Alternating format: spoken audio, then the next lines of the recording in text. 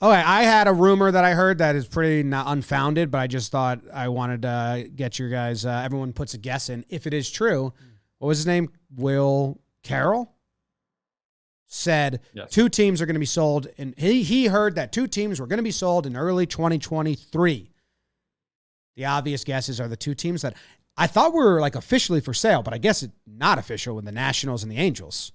Because I just thought, yeah, those aren't they trying to be sold? But apparently they're not officially for sale. They're just rumored. Do you think there's a surprise third team that you would be eyeing to get sold, Trev? Which team do you want to be sold? Which team do I want to be sold? I mean, I could come up Mine's with a few, A's. but yeah, I mean, the A's, I think people have been clamoring for that. The Reds, I think different ownership there. People have been asking. But yeah, we heard the rumors about the Nationals and who's the other team? Angels. And the Angels. Yeah. I mean, these are all interesting plays here. I mean, if you're looking at the franchise values, like they're pretty high right now. You could think some teams are looking to capitalize on that. It makes sense because you're talking about new stadiums too. Yeah, that was the other part of the rumor. A's would be part of that. And you know what, man? I don't know what to tell people in Oakland. I don't know what to tell them. There is a very significant fan base there, and they are passionate. I got to play in front of them, and it really is like a very good baseball fan base there in Oakland. But as they're currently operating, like it's just not – it doesn't feel like a big league place.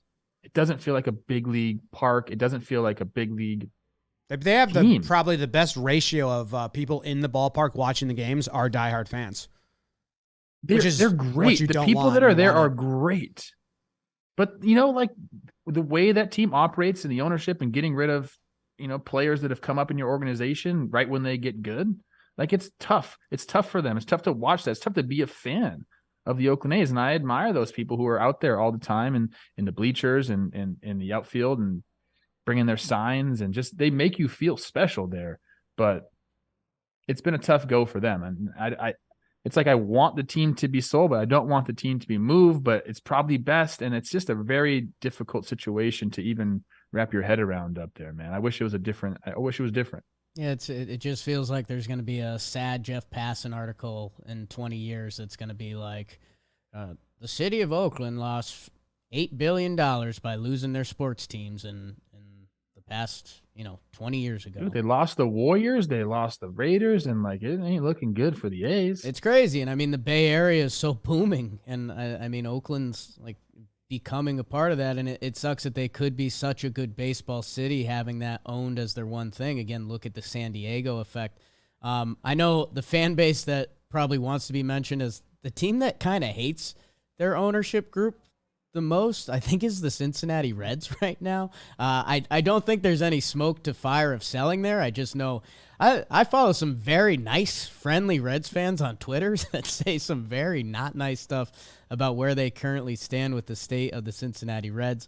I mean, the other team that just jumps out as like, you guys could do this so right is the Pittsburgh Pirates. I mean, that stadium, you live in a city of like rabid sports fans, and look how well run the Steelers and the Penguins have been, and the city thrives on it. They're looking for their summertime activity. They love Pittsburgh. And that stadium is just so beautiful that I hope in a couple days in the future, at some point in the future, we're talking about a Pirates type Padres situation where they go and they ball out and they feed into what that city can be for baseball. Because man, that would be awesome. I got an idea for them. Okay. Ian Happ, almost a free agent from Pittsburgh. Bring the hometown boy back. Pay him 9 figures. Neil Walker comes. He's the new manager. Yes. And we just go hometown boys. And there's like a sandwich shop that puts fries on their sandwich. Every day bring that for spread. And just go all in on the Pittsburgh aspect, man. Gorgeous over there. I love Pittsburgh. Oakland got a new mayor. Maybe that'll change, I think. Didn't the end know of that. last year. Well, LA it is also wild. got a new That's why Bud Selig's such a hero in Milwaukee, because, you can get one mayor that's like, nah, not using our money to fun sports, even though it builds a whole economy and helps out a lot. We're just not into that. And then the city loses all their teams. And now you're like, that's like in 20 years, like, oh yeah, well, that one mayor came for 4 years and she just took away all sports. Interesting. Took away my hobby. I know. I have friends. I had diehard Raiders friends that are just like, don't watch anymore. Same with they were also the Warriors. You can still watch. They just went across the bay, whatever. Still tough losing them. Yeah.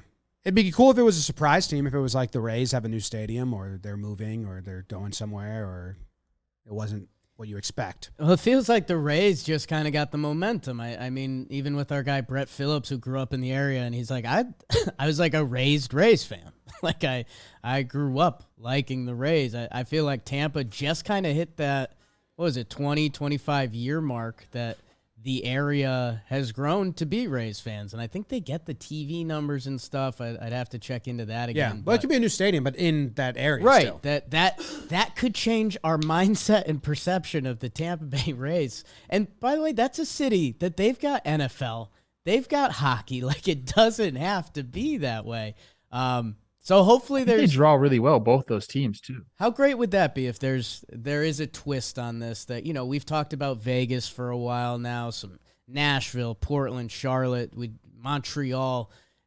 One of those cities, it would be so cool if in the next year or two we got the plot twist that like, no, the Rays are going to be Tampa's team with the new stadium. Yeah, well, you need your stadiums to be on the top 10 things to do list. Like the Trop isn't in the top 10 things to do list if you're visiting the Tampa Bay area. It would be on the bottom 10. And neither is the Coliseum because you want people that have no interest in the sport at all to just be like, this is a nice thing that people do when they go here.